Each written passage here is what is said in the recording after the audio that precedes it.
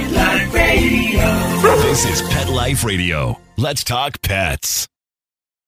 The views expressed by guests on this program do not necessarily represent the views of the host or owners of the Doggy Diva show and do not necessarily constitute endorsement of products. Medical information discussed by guests on this program are those of the guests and is only for informational purposes and should not replace medical advice by your local veterinarian professional. Hi, this is Susan Marie from the Doggy Diva Show. This week, protecting your dogs from holiday decorations and food, and the latest from best-selling cozy mystery author Dianne Harman. That's what's on our show this week. Let's get started. Hey, did you hear that? What is that? It's the bark heard round the world. The Doggy Diva Show. Here's national award-winning author and animal advocate, Susan Marie.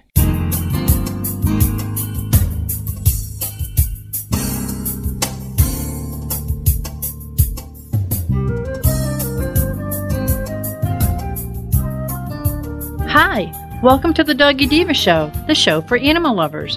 I'm your host, Susan Marie, and as always, I'm joined by my canine co-hosts, the Doggy Divas themselves. Thank you for joining us today as we bring the experts in the pet and animal world right to you. Contact us at thedoggydiva.com. That's the DOGGYDIVA.com. We love hearing from you. So go grab a cup of coffee and your pet's favorite treat, and we'll be back in just a moment. Take a bite out of your competition. Advertise your business with an ad in Pet Life Radio podcasts and radio shows. There is no other pet-related media that is as large and reaches more pet parents and pet lovers than Pet Life Radio. With over 7 million monthly listeners, Pet Life Radio podcasts are available on all major podcast platforms, and our live radio stream goes out to over 250 million subscribers on iHeartRadio, Odyssey, TuneIn, Stitcher, and other streaming apps. For more information on how you can advertise on the #1 pet podcast and radio network, visit PetLifeRadio.com/advertise today. Let's Talk Pets on PetLifeRadio.com.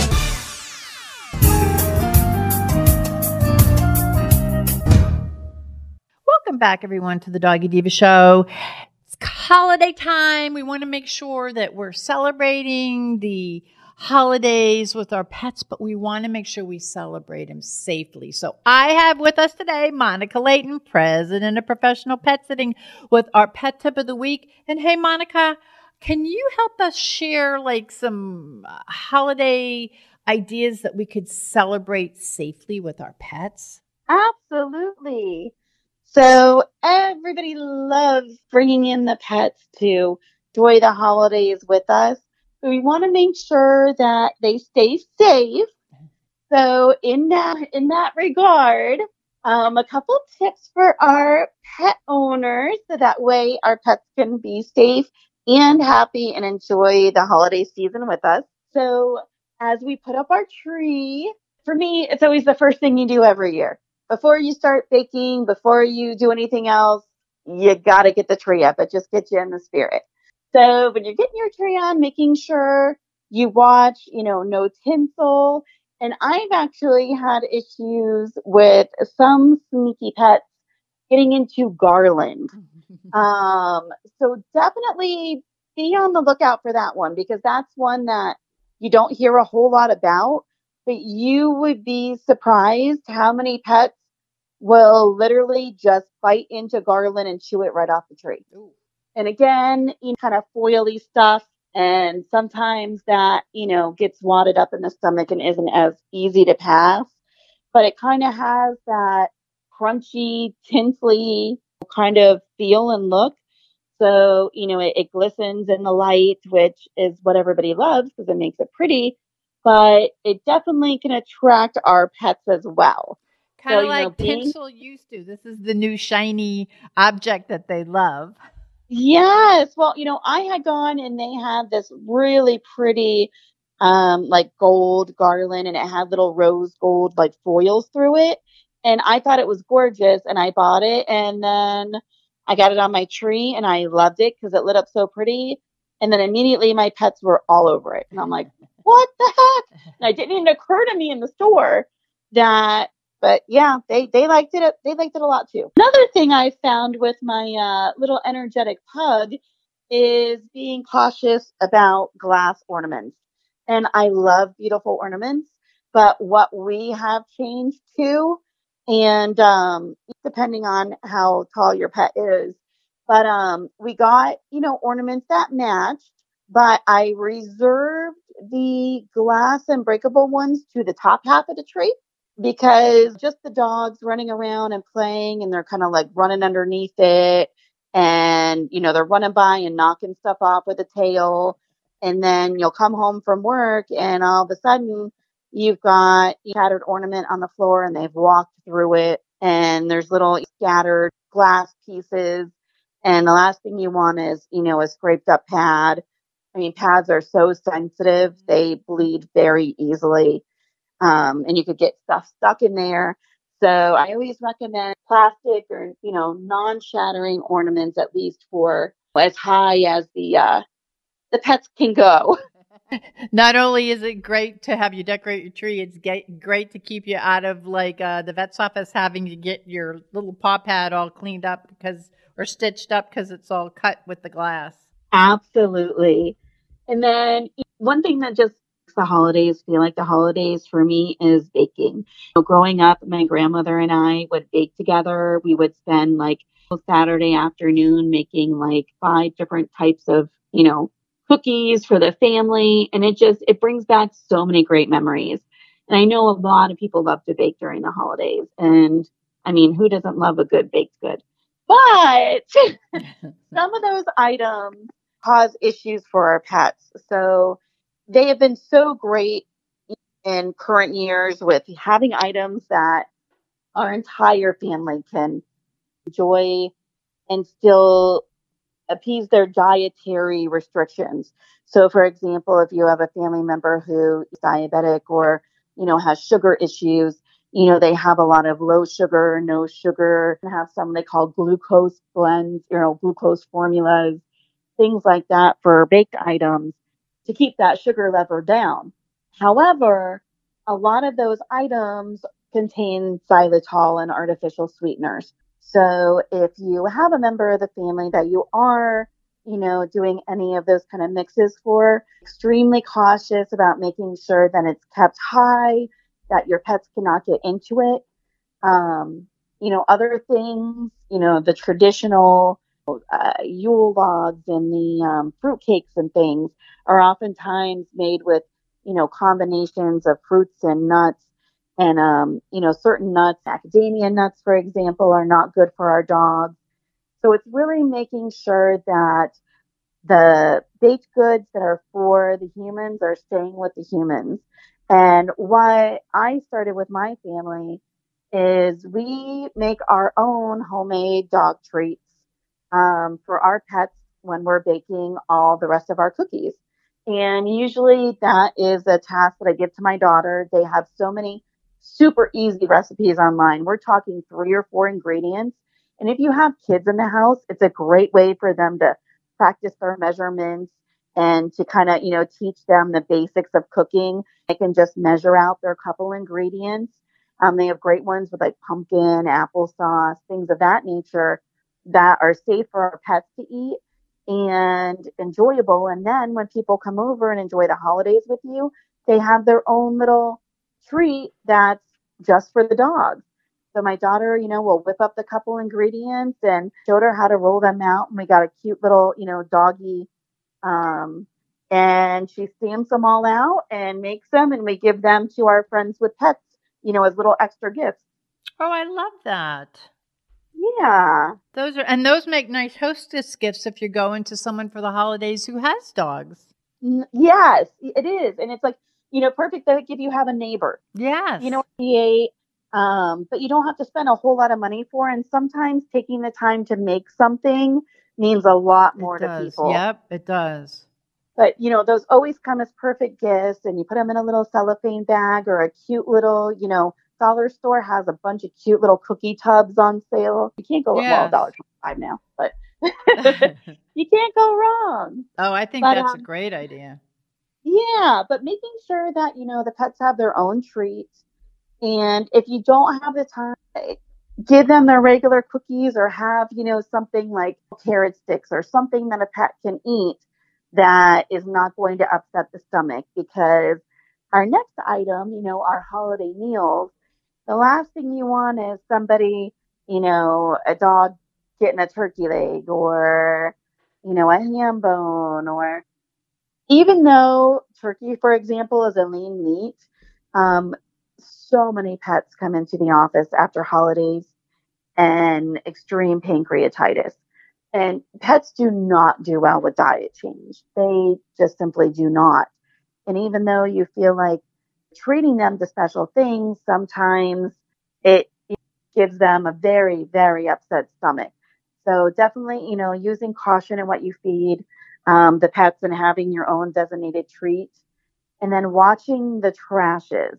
So super, super big one around this time of the year, because you don't want garbages overflowing or being too full, or, a pantry door being left open to where it can be knocked over, and having a turkey carcass in there or something with bones, or, even, they have toxic issues with baked goods that have begun to spoil and mold. You get severe toxic issues with, deteriorating baked goods. That is something that, over the years, Pet Poison Helpline has had a huge influx of cases on. So definitely making sure that your garbage is really sealed up and stored someplace that your pet is not going to be able to rip into a bag in the yard, and, you don't see them for a moment, or even, wildlife outside ripping into something and then your pet coming over and kind of getting a hold of whatever remnants is left. So definitely making sure everything's contained in a location to where your pets are not going to have access to getting into it. Can avoid a lot of emergency visits for the veterinarian over the holiday. And then, last but not least is just making sure that your pets have their own space. So that way, if you do have guests in and out, you are not having to worry about pets darting out the doors or being uncomfortable, or, having a little anxiety. So having a space, shut off just for them, where they can kind of go and you can turn on a TV or a radio and they can be comfy and chill out and have a nice little pet nap, which is quite honestly one of the best things in the afternoon for them anyway. All love their little cat naps and doggy naps. But, having a little space for them to where it's, quiet, there's not the hustle and bustle of people in the house, or loud noises, things of that nature. Keep the security and safety of your pets, at the level it should be, because the last thing you want is, you're welcoming a guest into your home and, the kitty freaking out and darting out the door, or, the cat or the dog getting excited and darting out a screen door as you're letting somebody in. So definitely not the way to spend a holiday, like driving around the neighborhood looking for a pet. Yes. And in order to keep the holiday stress down too, if you put them in the back room, like we've talked about before, you have little music going on, they have their beds, they have their own treats. They're in their own little world, and they could like just chill in there while you're entertaining or having your guests. And again, you don't have to worry about them running out, because there's nothing worse than holiday entertaining when you're chasing your pet out the door. Excuse me, wait a minute, we'll be back in a minute. What?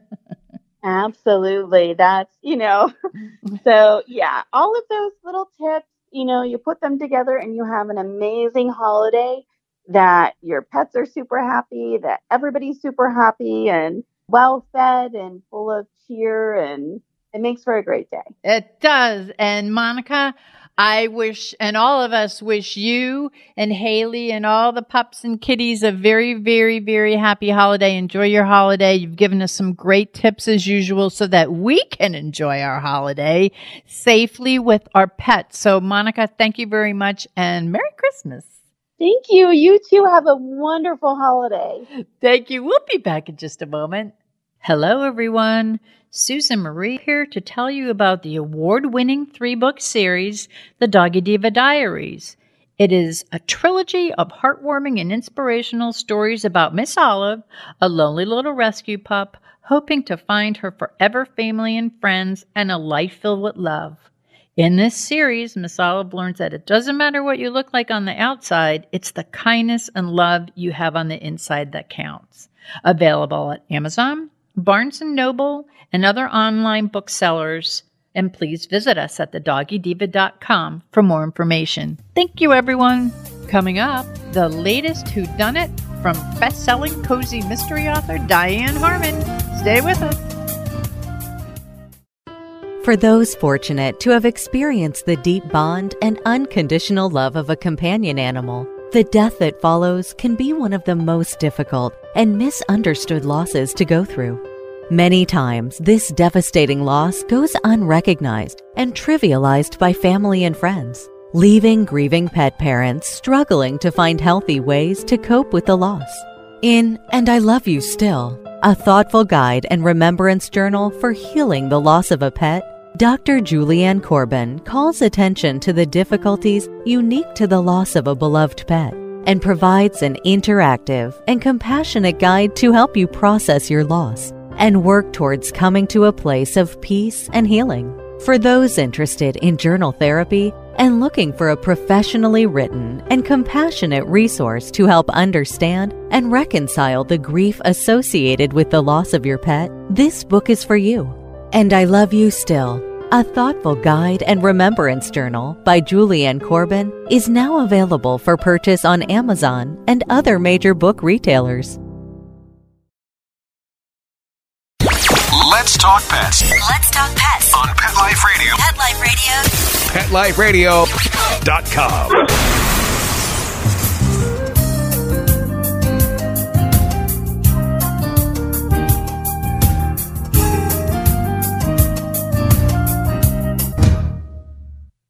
Welcome back to the Doggy Diva Show. Dianne Harman is an award-winning, best-selling author whose cozy mystery books have topped the Amazon charts for years. She is truly what I call the queen of cozy mysteries.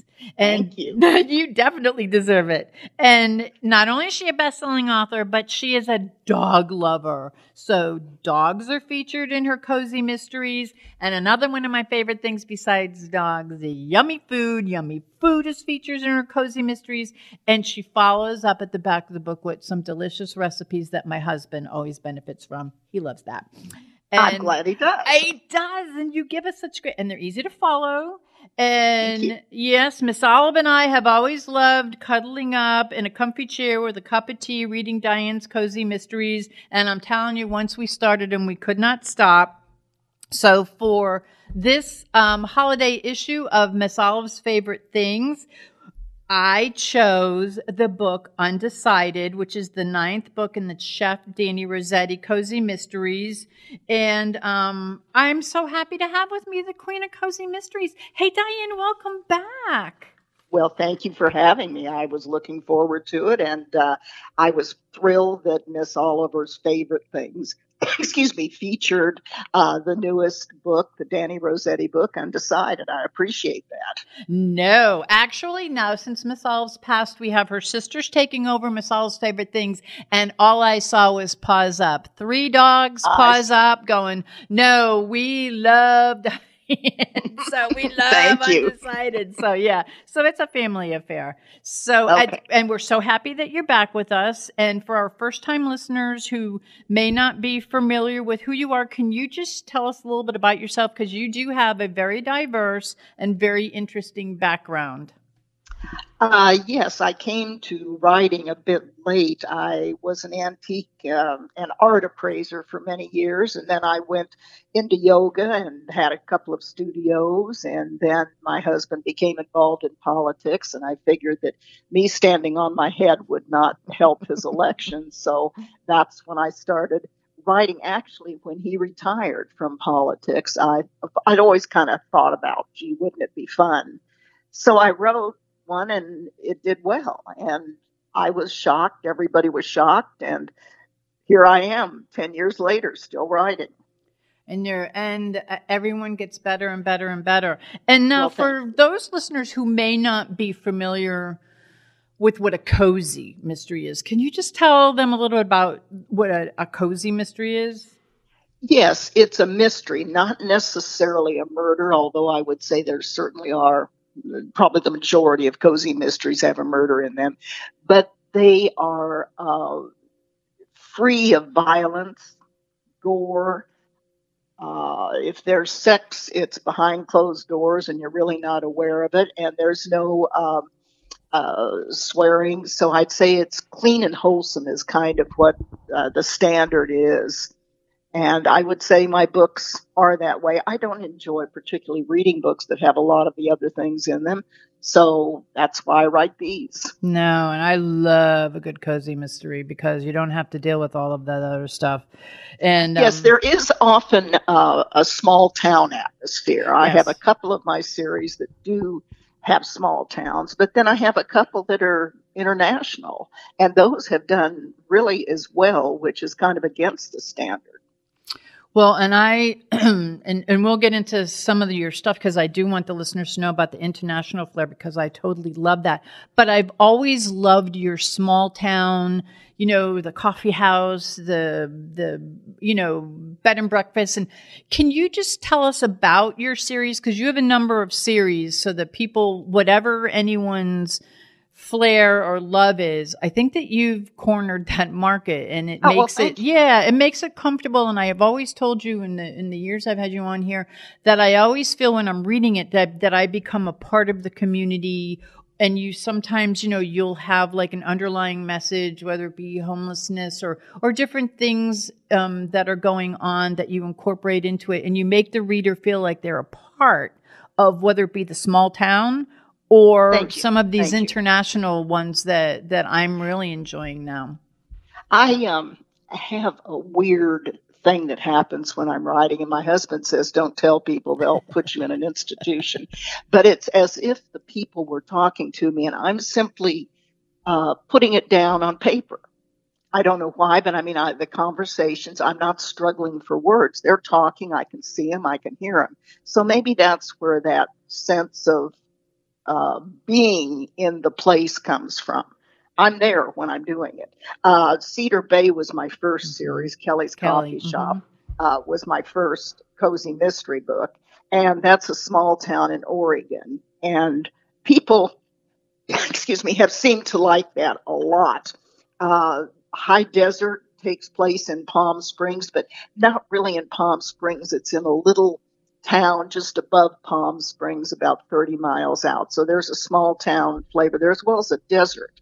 Northwest Cozy Mystery Series is on Bainbridge Island that encompasses Seattle and kind of that whole Northwest. But if you've ever been to the Northwest, Bainbridge Island is just about a half an hour ferry ride from Seattle. And it is a pretty insular community, if you will. So I'd say it's a pretty small town. Cottonwood Springs is one of my, I've got a little cough. That's one of my bestsellers. And it takes place in a small little town in Colorado, Cottonwood Springs. And it's got a real small town flavor to it. And then Dani Rosetti is a chef, and she's a little more international. And she came about because I, in one of my newsletters, sent out a questionnaire saying, what would you like to see? I'm getting ready to start a new series. And they said they wanted a strong woman who was not tied to a man's, his career or anything else, strong on her own. And they wanted her to be in different places. So I thought, okay, let's do a chef who is hired by people around the world. And then I could bring in different areas of the world, which I was able to do. And then my last one, my newest one, is the Gabriella Hunt Cozy Mystery Series. And she is English, but she married an American man. And then when he died, she bought a hotel. And she travels a bit too. So there's a bit of international, but also a bit of hometown because it is in a small town. Coeur d'Alene. Yes, and that's right, because reading that series, you do feel the hometownness. It's all local people that work in the hotel that she purchases, Yes. but yet a lot of what she's doing personally, and she made sure she put the right people in place so she could do this, that she could travel, and you kind of benefit from that travel that she's going on. So no, I totally, it's very authentic. Thank you. I love to read books that take me to different places. Particularly places I may have been, to get their take on it. I'll almost always buy a book or read it if it's in Los Angeles or in my area here at the beach. And there are some other places, Seattle. I spent a lot of time in Seattle, so I tend to gravitate toward that. And I've noticed I put the name of a city or an area, that I get a lot of people who buy the book from that area because, like me, they like to read about their area. Exactly. And that's and again, it brings the reader into the atmosphere or the people that you're talking about. And in the books, though you do have other characters that come in and out, there's that core group of people that I've become familiar with and comfortable with and feel like I'm a part of it. But another thing that you have in your books, and this is, I want everyone to know this, is that you are a dog lover and a foodie lover. And can you tell us about your dog and about all of those yummy recipes and like who tests them out, or how do we know what we're going to get in this book? Because the books have yummy recipes. Well, thank you. As far as the recipes, I try to kind of gear them. If we're in England, usually, unless there's something else happening, I would do English. If you're in Italy, I have one, Murder at the Cooking School, Cedar Bay, that takes place in Italy. So the food there is Italian.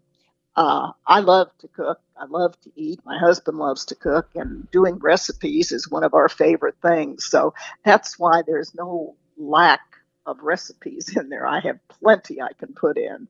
As far as dogs, we've had dogs ever since we've been married, and the last few breeds have been boxers. And we presently have a boxer supposed to be 85 or 90 pounds. She topped out at 40 pounds, and she's kind of a miniature, but perfect. And everywhere we take her, oh, what a cute puppy. No, she's 8 years old. So just kind of happened. We saw the mother and the father, and they were big.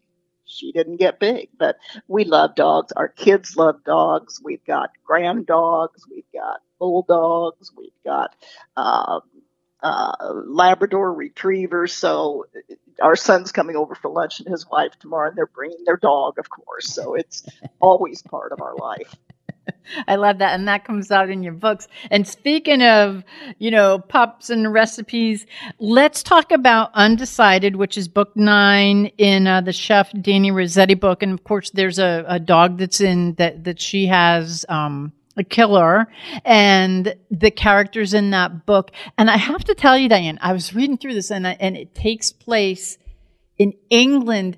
And some of the recipes were kind of interesting, in which she was asked to create for this elegant meal. I thought it'd be fun. I loved it. I thought that it was great, and I thought that the total vibe of the book was wonderful. And I have to tell you that this was one of the most hated villains you've ever had, and I hated her from the start. It was wonderful, and plus the scenes were great. So there's a lot in there. So can you tell us about Dani Rosetti and like about this book? Well, the thing that started the book was we had our flowers out, and the dahlias came into bloom. We have them on the patio, and everyone that walked in the house could see this one and said, "Oh, that's incredible, just incredible." And I took a picture of it, and my husband said, "Why don't you put it in your newsletter?" And I never do that kind of thing, but I thought, okay, I will. And I received so many emails about it, and one of my readers said, "Why don't you put that on the cover of a book and write a book about it?" And that's the genesis of the book. The cover is my dahlia, And the rest of it came from the little conversations in my mind. Well, I get a lot of your books, the soft cover books. So I actually have the book in my hand and I see the cover. Thank you. Oh yeah, no, this is gorgeous. The dahlia that you have on the cover. I mean, there's no denying that this is like a gorgeous dahlia. This is yours, isn't it? It is. It is. It is and absolutely gorgeous. I don't know why it came out like that. I mean, it was just spectacular. And so I'm so pleased that it is on the cover of a book. And I have the cover too. And perpetuity, will it to the children and the grandchildren. Now, in the book, the dahlia in the book has a name, which is what the name of the book is, Undecided. Could you tell us about that? Yes, the colors of the flower were kind of a yellow and a pinkish orange, but it was kind of undecided whether it was going to be all yellow or all pinkish orange, and that's how it came out. And I kind of find these fascinating because I raise orchids, and I can't say I raise them, I'm the caretaker of some, but we have a lot of them. And each one is different. And that's kind of what this dahlia was. But to try and get the specific one again can often be difficult. And so I did a lot of reading on the dahlias and the way you could propagate them and everything. And that comes out in the book as well. But I thought the premise was interesting. If someone had a dahlia that was spectacular, but they refused to tell anyone their secret, what would people do for that? Because she wouldn't sell seeds or anything else. No, she wouldn't even admit it was her. No, she wore, the anonymous scarves and everything else, so no one would know. Yeah, it was kind of interesting. You know what it reminded me of? And other contests, whether it be, some sort of a dog or a cat, or whatever these contests are, but the propriety and the feeling that all of these contestants have for their dahlias. Yes. It was like it was like having an animal or something that you're showing the pride and you went very into depth as to how they reproduce and what they're looking for so that they could get this dahlia won everything. And I was like so amazed in that. You've been at dog shows and things like that, and people are so vested it becomes them. Mm-hmm. They take on that persona, and the dog represents them. It's the same, really, in any I think hobby thing that becomes pretty monetarily oriented. And the flower industry is the same way, and I'm sure there's many others that are like that. We had a dog we showed that was the only way we could get the dog was the breeder said the only way is that you had to show this dog and I will train her. And we had to name her after a vodka. Why? I don't know. I can remember standing in front of the vodka bottles going, what am I going to name her? We came up with Sky, which I kind of liked. Oh, I like that. But going to the shows and seeing behind the scenes in the grooming rooms and things like that, people's lives are totally wrapped up in their hobby, which actually transcends their hobby and becomes a means. Mm-hmm. And that's kind of also what I was thinking about when I wrote the book. And you also included that sense of passion because I know people who do show, there's that sense of passion, and you're right, it consumes your life. And I sense that. I had no idea people were like this with flowers. I sensed that in the book with the flowers, and I'm like, it resonated with me, and I'm going, oh my God, this passion is so overwhelming for the dahlia. I mean, the whole show was about dahlia. The whole, the show that was upcoming that the book was about dahlias.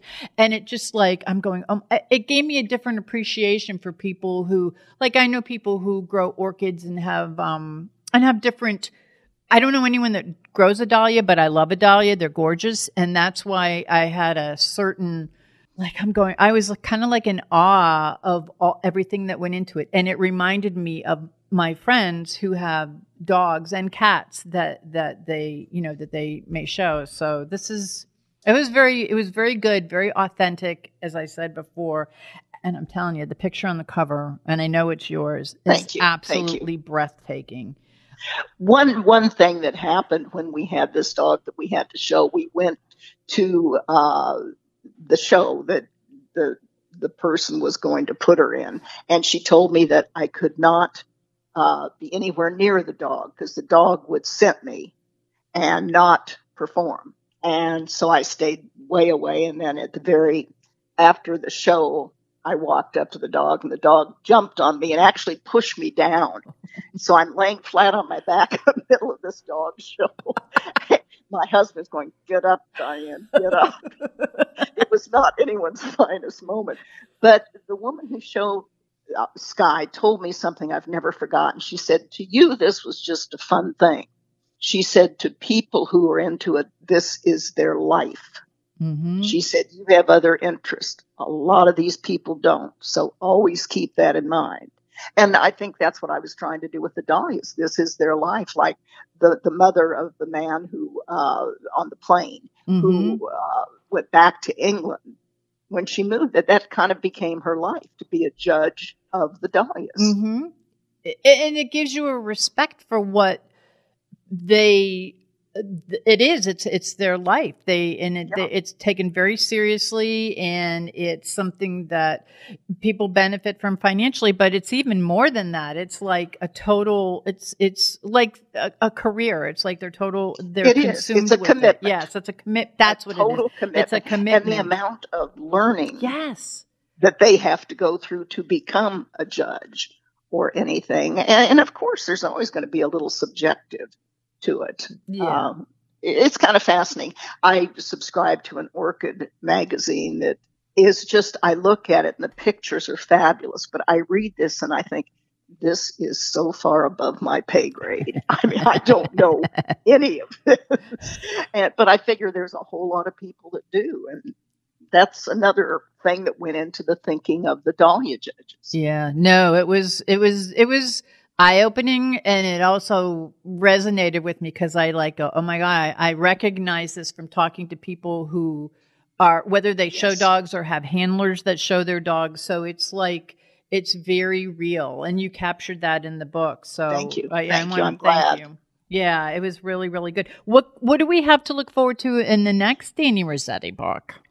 The next Dani Rosetti book, I just haven't quite gotten there yet. I can't believe it's going to be book 10. I remember when this first started. Either. Yeah.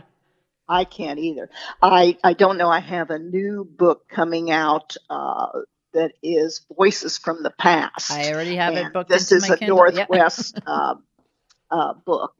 And it kind of goes with the premise that things that happened to us 20 years ago or so can still come back to bite us or haunt us. And we're never quite free of our past, even though we think we may have left it and gone on to other things. Whatever happened becomes a part of us. And that's kind of the premise of that book. And then I just had one that Murder in Santa Monica, which is a Gabriella Hunt. And that just came out a couple of weeks ago. And I thought that was an interesting premise. I'm co-writing it with a man who lives in England. And it's kind of fun to get his take on things. And it's been enjoyable. I've liked it.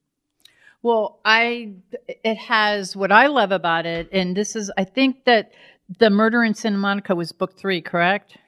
That's correct. And so I kind of like blew through these. I totally loved them. They have kind of the Dani Rosetti, strong female character, international flair, but it also has the smaller town flair too. It has that, it's working with though Dani Rosetti works with the same. She has her sous chef, who's also a private investigator, her niece and her dog, and Matt and Bridget. They travel with her, but this is more of a. I found that the Gabriella Hunt series was more of, they have this. She has this hotel. It's in this beautiful little town. There's a lot of small town things that go on, but yet there's international things that goes on. And the fact that she's British and your co-author, Andrew Thomas, is British, it has that, again, though I know you've traveled all over the world too, it has another sense of that authenticity. Good. Thank you. Thank you very much. Yeah. Andrew, I think, is doing a beautiful job. I'm very pleased to work with him, and I like his take on things. Sometimes they're a little different than mine would be. We did the murder in Belize, and I have not been there, but he has.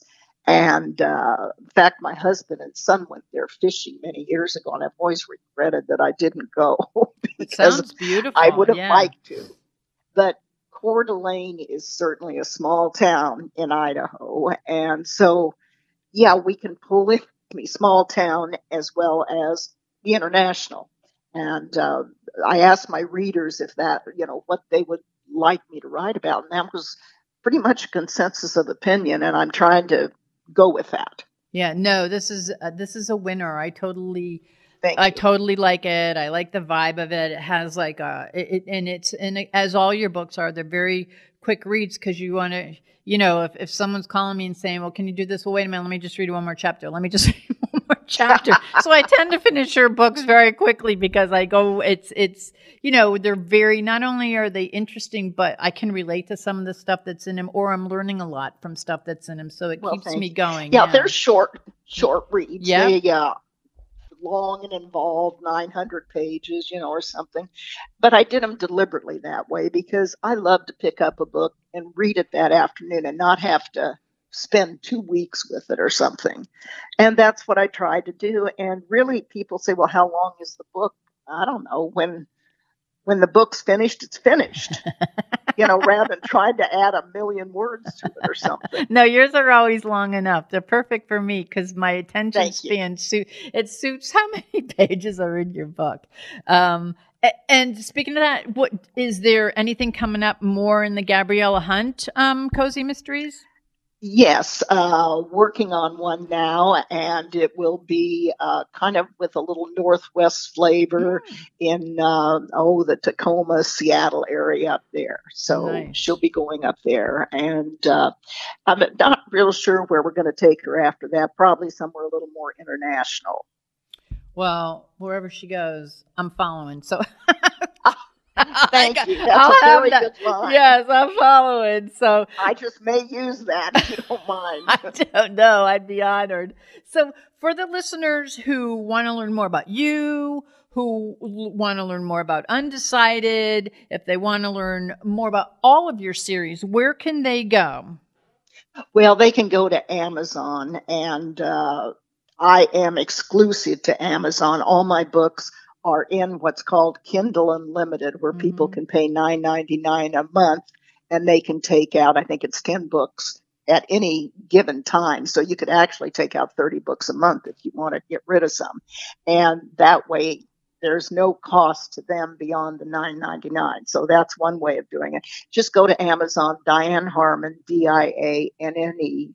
HARMAN, and I have a page that's my author page there that lists all the books. They could also go to my website, www.dianneharman.com, and that should take them up there too. Most of my books are available in audiobook form through Audible as well. Oh, that's good. Yeah, because a lot of people love to do the audiobooks. Yes. And so that's really great. And I get some of yours I'll get as a hard copy. I know that if someone's going to get me a gift, I tell them what I want. But I do Kindle Unlimited. I have so many of your books that I blow through on Kindle Unlimited because of the fact that they're available. And, you have so many books that it's like you can never get enough. So that's I use Kindle Unlimited myself, and I've been subscribing to. In fact, I even gave my granddaughter a Christmas gift of it a couple of years ago because she's a big reader, and certainly not in my genre, fantasy and things like this. But she loved it. So for anyone who's a reader, if you buy 1 or 2 books, there's your $9.99. So I think it works. So, Dianne, before we go, is there anything else that you'd like to share with our listeners? No, I just, I love to hear from my readers. So my email is always at the back of my books. And if you have a thought on a book or an idea, I'm open. As I said, the whole idea for Undecided came about from a reader. So please, I'd love to hear from you. Well, Dianne, I want to thank you so much for being our guest and coming back. We'd love to have you on the show and for sharing Undecided with us, which if anyone gets the book itself and looks at the cover, you're going to be, it's just awesome. Thank you. We always love having you as our guest and for sharing, these dog-loving, cozy mysteries with our listeners. And I personally want to thank you because, as you know, I lost Olive recently, and you have immortalized her in one of your books. The characters was inspired by Miss Olive in the High Desert Cozy Mystery, Murder in High Rollers. So I want to thank you because I'll always have that book. Actually, we have it up in the house, and my husband has it up in his office. So people are always going. Well, she's on the cover. So. Yes, her picture's right on the cover, and people look at it and go, "Oh my goodness!" So I want to thank you for that. And I always, I love having you on, talking about this, talking about the food, talking about the dogs, and talking about these strong women, whether it's international travel, small town life. It's something that I think that all of us can relate to, and you have a little something for all of us. So I thank you very much. Thank you. And I just want to get you are awesome, and I want to give out your website again. It's www.Dianne, that's with 2 N's, Dianne, Harman, HARMAN.com. And again, if you guys aren't signed up for Kindle Unlimited, sign up because you're going to love it. You're going to have all these books you can read. So Dianne, thank you again. Thank you so much. Thank you for having me. I've enjoyed it as always. Thank you. And we'll talk to you again soon. We'll be back in just a moment. Pet Life Radio, the #1 pet radio network on the planet, joins forces with iHeartRadio to put the power of your pets in your pocket. Awesome. Download the iHeartRadio app and rock Pet Life Radio on your phone, on your tablet, on your Xbox, in your car. Pet talk, pet tunes, and fun pet times. Pet Life Radio and iHeartRadio. Positively Possum. We would like to thank our guests this week. And also, as our Doggy Divas always say, please love your pets because they love you unconditionally. And please remember to adopt, foster, spay, neuter, and microchip. And as always, please have a great Diva week, everyone. That's all for this episode of the Doggy Diva Show. To find out more, go to our website, thedoggydiva.com. Also, find us on our Facebook page, The Doggy Diva Show, and tell your fellow dog lovers about it. Don't miss Susan Marie, Miss Olive, and the Doggy Divas right here for the next episode. See you again soon. Let's Talk Pets, every week on demand, only on PetLifeRadio.com.